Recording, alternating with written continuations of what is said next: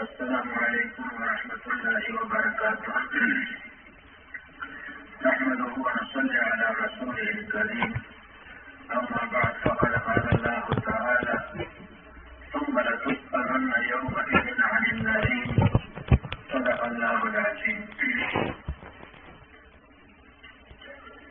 ډېرو قدرمنو حاضرینو، اسلامي امارت د مختلفو وزارتونو، ادارو، مشرانو، استادانو، رسناو، استازو، نن د افغانستان د ولس لپاره، د افغانستان د ځوانانو لپاره او د اسلامي امارت لپاره د نهایي خوشحالۍ ورځ ده. نن هغه ورځ ده چې زموږ د ولس ځوانانو 12 کاله په علمي ډګر کې مزل کړي او د دې نه وروسته بیا هم متعهد دي چې لوړې زده کړې حاصلې کړي، خپل ځان قیمتي کړي او په ټولنه کې خپل مسؤلیت ادا کړي. که موږ د دنیا مترقي هېوادونو ته وګورو، د هغوی د ترقۍ اساس او بنیاد څه شی دی؟ اساس او بنیاد یې دوه شیان دي. یو علم دی چې هغوی علم ته متعهد دي او د علم کمال حاصلوي، او دویم وړ شخصیتونه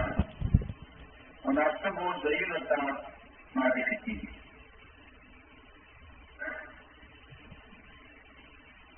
په بل تعبیر باندې موږ پوهېږو چې هغوی خپلو ځوانانو ته متوجه دي، دغه ځوانان د علم په ډګر باندې څنګه سمبال شي او د دغه ځوانانو په تلفظ باندې دغه ملک څنګه خپل تمام ورځي او د نورو ملکونو سره همخیال وګرځي او د منطقې په کچه باندې، د سیمې په کچه باندې، د نړۍ په کچه باندې څنګه دغه ټولنه، دغه هېواد موثریت پیدا کړي.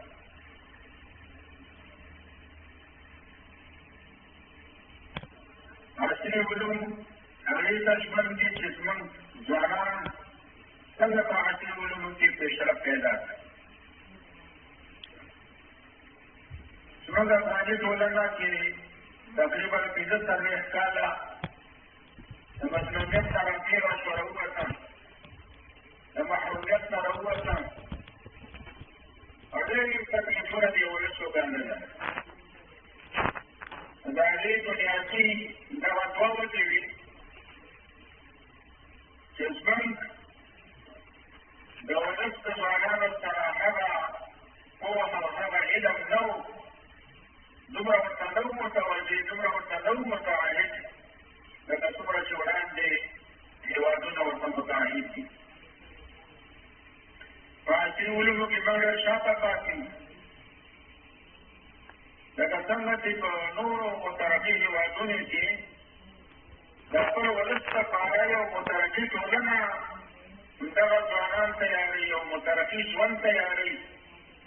یو ارام او خوشحاله زندګي تیاروي د ولس لپاره. زموږ د ولس ځوانان په دې باندې ونه توانېدل. زموږ علمي قشر علم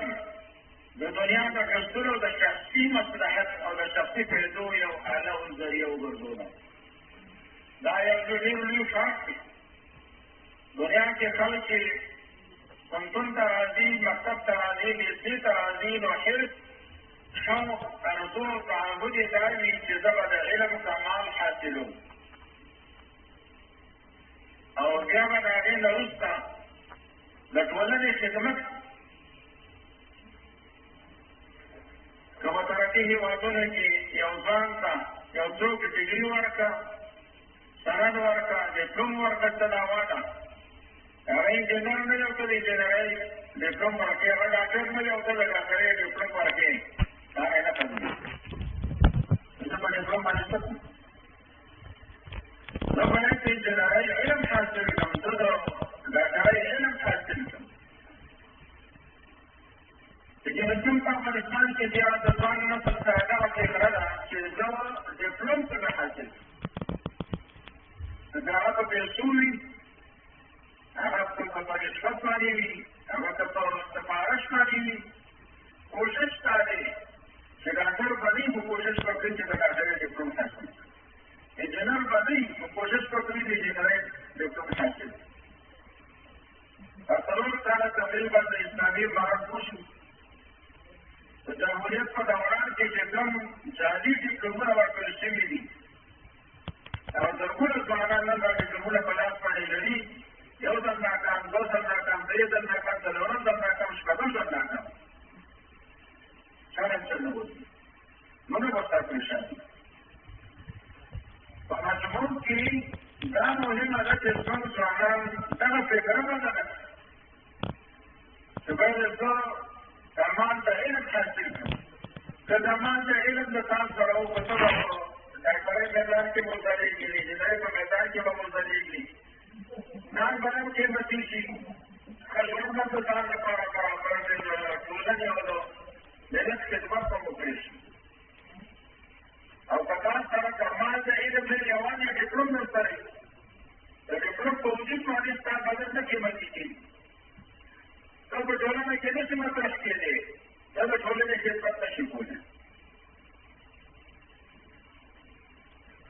دویم دا چې زموږ ځوانانو ته پردي افکار او پردي نظریات راورسېدل ځوانان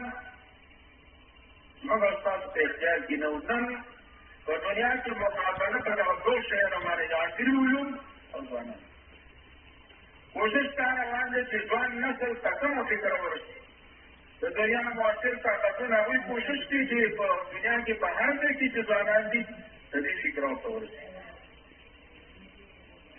افغانستان یو اسلامي هېواد دی او دوه قسمه تعلیمي ادارو ته ضرورت لري یو هغه چې داسې ځوانان وروزي چې زموږ د ولس دیني ضرورتونه پوره کړی شي الله تعالی انسانان د عبادت لپاره پیدا کړي دي مسلمانانو ته د عبادت طریقې وښودي شي زموږ د دیني مدارسو د فارغانو لویه ذمهداري دا ده چې مسلمانانو ته د عبادت طریقې وښایي زموږ الله د عبادت لپاره پیدا کړي دا عبادت په څنګه دی د یوې ذمهداري دویم قسم تعلیمي ادارې چې هغه مکتب دی مرسل او کنزوم دی دا د هغه مسلمان لپاره چې الله د عبادت لپاره پیدا کړی یا ښکلې یو مطمئن یو خوشحاله ماحول تیاري دا دیني دنیوي ضروريات په پورې چې ستا په ټولنه کې ځوانان په عصري علومو باندې سنبالي ستا د طب ضرورت په پورې ستا د خوراک ضرورت په پورې ستا د ژوند د هرې برخې ضرورت په پورې ستا د امنیت ضرورت په پورې د دې نه بد خلاص دي چې یو ذاکر به راځي ما سرحدات په تهدیدوي یو ذاکر به راځي په سرحداتو به راوړي یو ذاکر به راځي او ما نه به وطن نیسي د دې نه به زه مطمئن یم که مسلمان د الله عبادت او بندګي کوي په هر ډګر کې دی مطمئن دی ستا دیني عقیده ستا دیني فکر ستا دیني شخصیتونه ستا دیني مرکزونه دا به ټول محفوظ دي که تاسو وګورئ د شل کلنو دوره کې زموږ او ستاسو دیني شخصیتونه محفوظ نه وو دیني مرکزونه محفوظ نه وو زموږ سرحدات محفوظ نه وو زموږ ولس محفوظ نه وو دا اوس چې اسلامي امارت راغی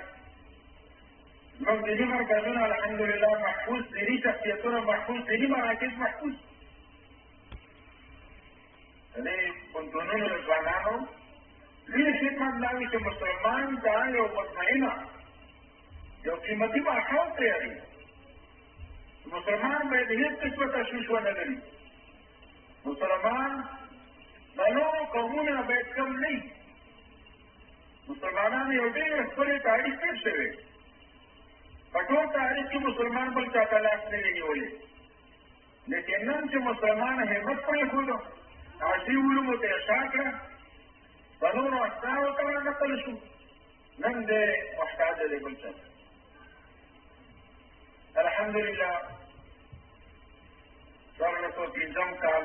د دواړو قسمه ادارو چې زموږ دیني مدارس دي، دارالعلومونه دي او دیسي دي، د هغوی فارغانو همت کړی، خواري ایستلې ده، امتحان ته راوړاندې شوي دي.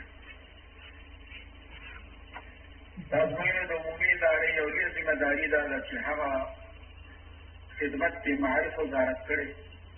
او 12 کال یې بیا ایستلي. د امتحان نه بعد دغه امانت عالي تفصیلاتو ته وسپارلی شي. په دې دوران کې د ازموینو د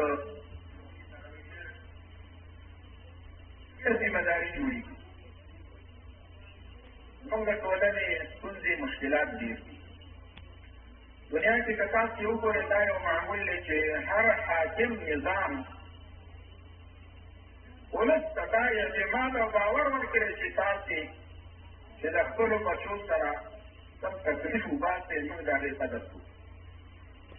ځوانانو ته دا باور ورکړی چې ځوانه ته چې کوم تکلیف وباسې، زحمت وباسې د تعلیم په ډګر کې، د تحصیل په ډګر کې، زه ستا د تحصیل او د تعلیم د زحمت قدرداني کوم. شفافه پروسه به وي، عدل به وي، زیاتې ورته کوي.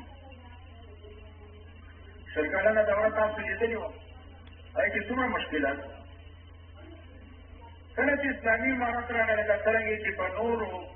ادارو کې توجه زیاته شوه، چې کوم فسادات وکړل چې هغه ختم شو، سهولتونه پکې مخې ته راغلل. دارنګې په خپل نوبت سره د ازموینو عمومي ادارې هم کوشش وکړه چې څنګه زموږ ځوانانو ته سهولتونه پیدا شي، څنګه تشویق شي، څنګه د امتحان روډ کم شي. وړاندې به ډېر زیات روډ و، ځوانان به 3 کاله 4 کاله عملوي کورسونه وي، مایوسۍ کچه به ډېره وه، مظاهرې به وي، خودکشیانې به مخې ته راغلې. والدینو به ورته وي چې دا ځل که ناکام شم کلیدي دا نه په کور کې.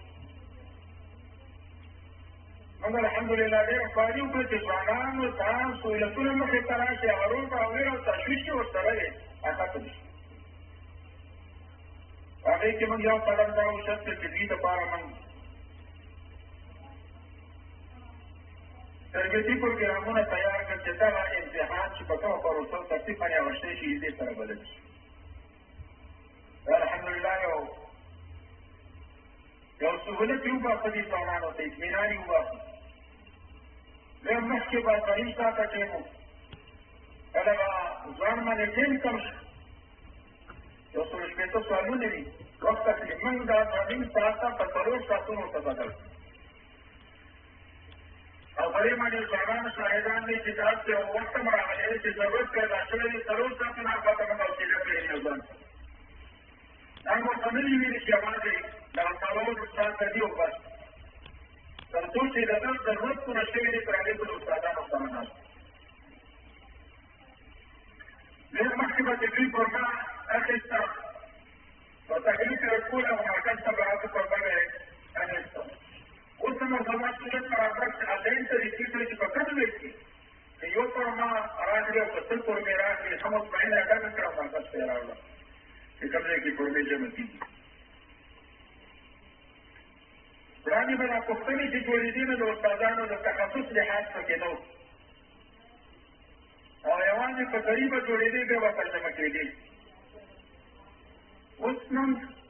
ترتیب دا دی چې د هر بخش متخصص استاد به راځي، د هغه بخش پوښتنې به جوړېږي. متخصص استاد د ترجمې تصور هم ختم، د پښتو پوښتنې به پښتو استاد جوړېږي، د ځایي پوښتنې به د ځایي استاد جوړېږي. دغه د نظارت استادانو به پکې نوري چې دغه پوښتنه چې د استاد جوړه کړه، تاسې وګورئ چې دا مناسب دا او که مناسب نه ده، که مناسب نه وي د استاد سره خبره وکړه. وړاندې زموږ ډېر ځوانان به په بهر هېوادونو د هجرت په دیار کې د شپې تېرولې، د انګلیسي سره به بلد وو، د پښتو د فارسي سره بلد وو. زموږ د بانک پوښتنې چې د بانک پوښتنې په ټول ژبو باندې وي، پښتو دري باندې. زموږ ځوانان روانې سوي په کې داخل کړي، د هغه ځوانان چې مهاجرین دي او بهر وخت تېر کړي او راځي په کانکور کې برخه اخلي، د پښتو سره اشنایي نه لري، د دري سره اشنایي نه لري، نو عربي او انګلیسي دا دوه ژبې پکې داخل کړي. ښه تعلیم الحمدلله دوه اتیا کتابچې موږ په انګلیسي ژبه باندې جوړې کړي. ځوانان راغلي چې موږ غواړو چې زموږ ته پوښتنې د پښتو کتابچه په انګلیسي ژبه راکړل شي. موږ انګلیسي سره اشنایي ډېره لرو، دوه اتیا کتابچې په انګلیسي ژبه کولی شي. دا اساسي همدارنګې مخکې به چې کله پنځه انتخاب یو محصل کړي یو شاګرد کړي، هغوی کې به ډېر کامیاب شوی نه وو، دا به یوازې د شرایطو بې نتیجې وو. دا یو کال به هسې ځای وو، د هغې لپاره حل لاره نه راوړه. موږ ورته دا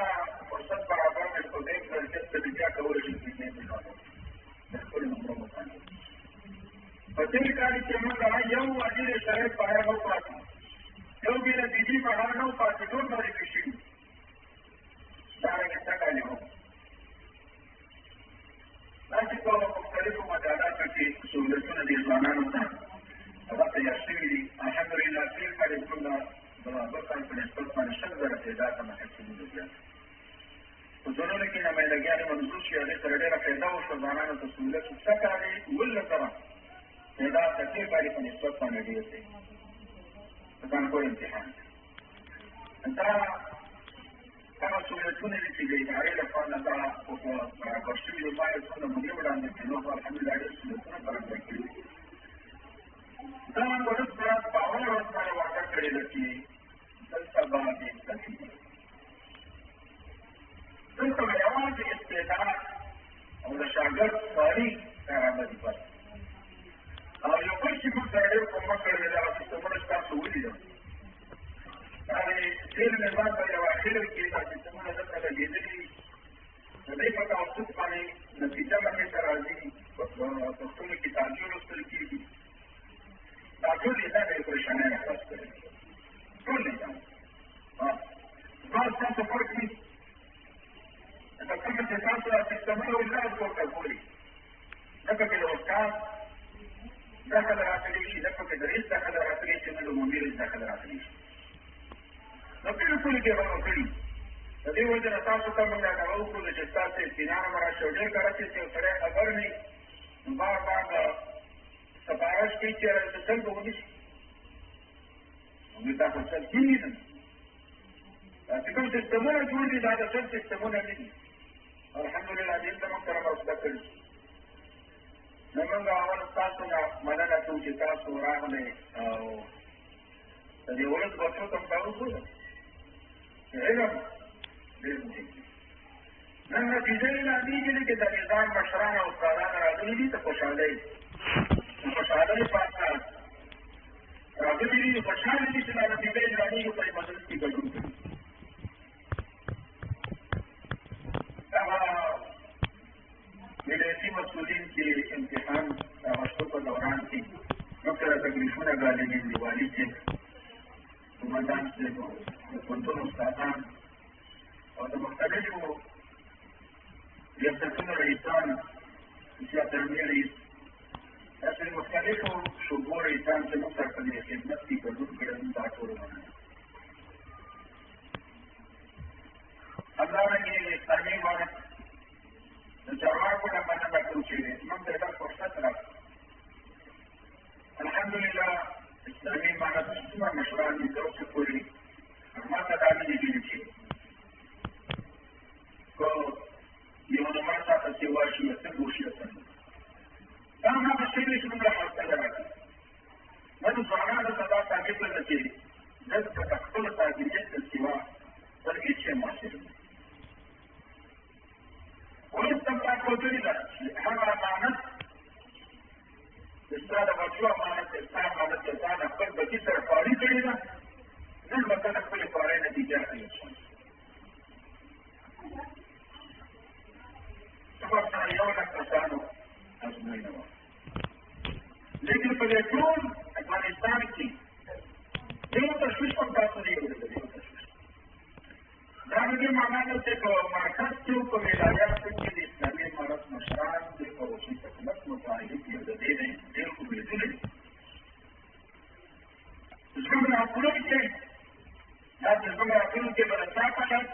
څنګه به وي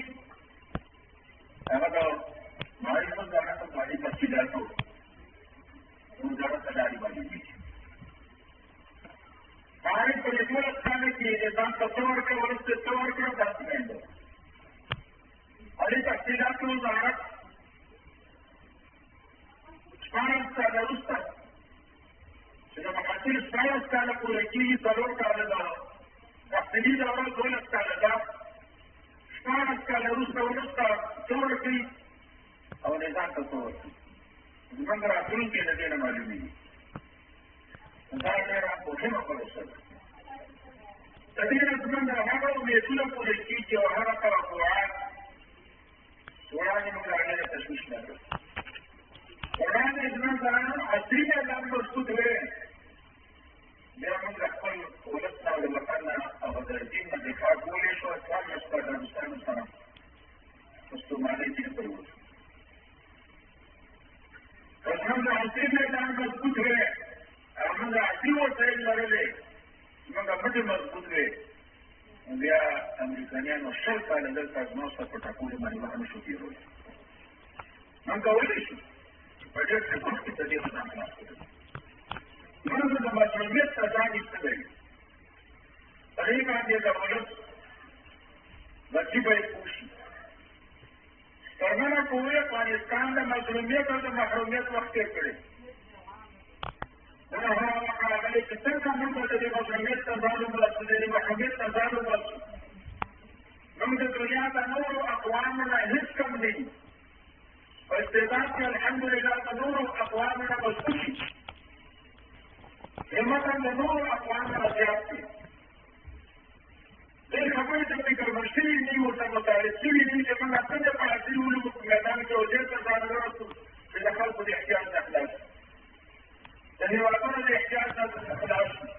د ظالم د ظلم نه خلاص شي د کارګر د احسان د ظلم نه خلاص شي دا ورځ ځوانانو ته د دې خبرې یاداشت کړي چې نن د دې وخت دی الحمدلله پریشاني نشته نظام ستاسو تر څنګ ولاړ دی زموږ ځوانان متعهد شوي خبرې ته په خپل ژوند کې انشاءالله نن هغه ورځ هم لیدې شو چې موږ به په خپل کور کې په صفا یو د ظالم جواب به ویلی شو د شهادت جواب به ویلی شو بیا به د مظلومیت او د محرومیت څخه نه کېږي نو ډېر خوشحاله شو دا په ژوند کې نهایي خوشحالۍ ورسېږي چې زموږ تقریبا 1 لک ځوانان نن د علم یو پړاو پرې کوي او بل پړاو ته متعهد دي داسې وخت مختصر دی نو زه به د دواړه قسمه تعلیمي ادارو چې هغه دیني ادارې دي او عصري ادارې د دواړه قسمه شاګردانو 15 هغه مخصوص شاګردان چې ښې نمرې اخیستي د هغې وضاحت په تاسو ته وکړم یو خو زموږ په عمومي کانکور کې چې څومره کسانو اشتراک و 1,04,404 کسان اقتصادي برخه کې نصب پاسان 15,103 کسان موږ لرل دیني علومو مدارس په دې برخه کې موږ 3,062 کسان لرل شبانه برخه کې موږ 1,302 کسان لرل هغه مهاجرین چې مثلا بهر زده کړې کړي وي او کانکور کې بیا برخه اخیستې دا کار که سږکال د سرحداتو مشکل ډېر زیات و او زموږ ډېرو افغانانو رسیدګي نه شوه کولی د سرحداتو په وجه باندې نو د هغوی تعداد 1580 سرحداتو قبایل هغه ځوانان چې د سرحداتو د قبایلو سره واسطه ساتي راځي په افغانستان کې علوم حاصلوي دا هم د سرحداتو په وجه باندې ډېر لوی اثر وغورځېدلی په دې پروسه باندې یوازې 2 کسانو ګډون کړی ټول په دې پروسه کې داخل کسان 1,12,250 کسان دي 1,12,250 کسان بیا راځو هغه 15 مختص کسان چې هغوی ښې نومرې اخیستې وي. د دیني مدارسو په برخه کې پنځم نمره نو ترقي د ادنان حالات ته کړو، د پنځم نه ورپسې څلورم او بیا درېم او بیا دویم او بیا اول نمره. د محمد انور زی د علام الدین لمسی چې د فخر المدارس علي د علوم څخه فارغ دی، د 319 نمرو په اخیستلو سره د هرات پوهنتون د شریعت پوهنځي د فقه او قانون څانګې ته بریالی شوی دی. مبارک دي. څلورم نمره د غویر ولایت څخه امان الله